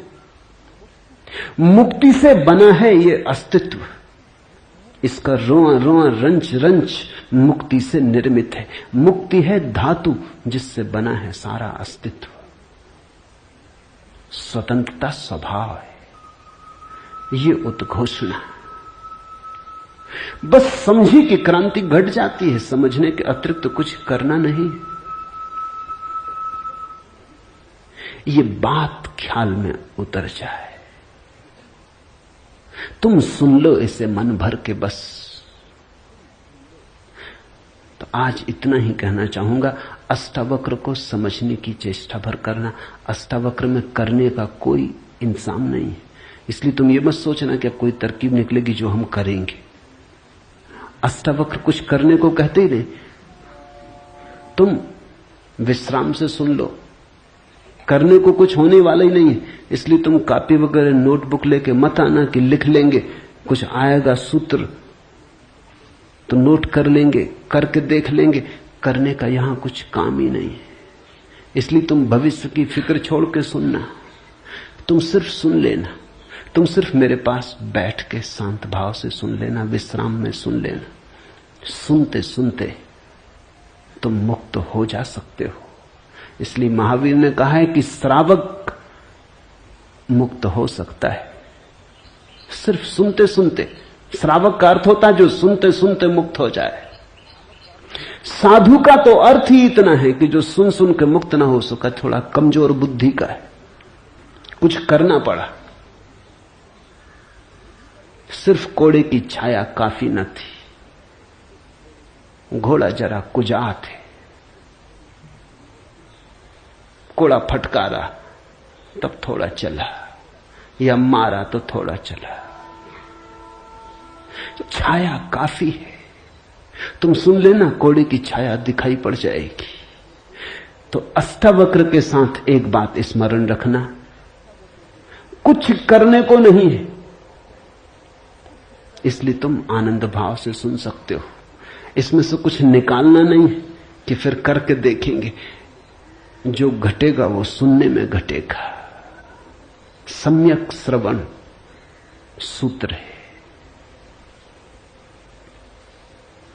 अधुनैव सुखी शांतो बंध मुक्तो भविष्यसि। अभी हो जा मुक्त, इसी क्षण हो जा मुक्त। कोई रोक नहीं रहा, कोई बाधा नहीं, हिलने की भी जरूरत नहीं है। जहां है वहीं हो जा मुक्त, क्योंकि मुक्त तू है ही। जाग और हो जा मुक्त। असंगो असि निराकारो विश्व साक्षी सुखी भव। हो जा सुखी। एक पल की भी देर करने की कोई जरूरत नहीं। छलांग है, क्वांटम छलांग। सीढ़ियां नहीं है अष्टावक्र में, क्रमिक विकास नहीं है, सडन इसी क्षण हो सकता है। हरिओम तत्सत। आज इतना है।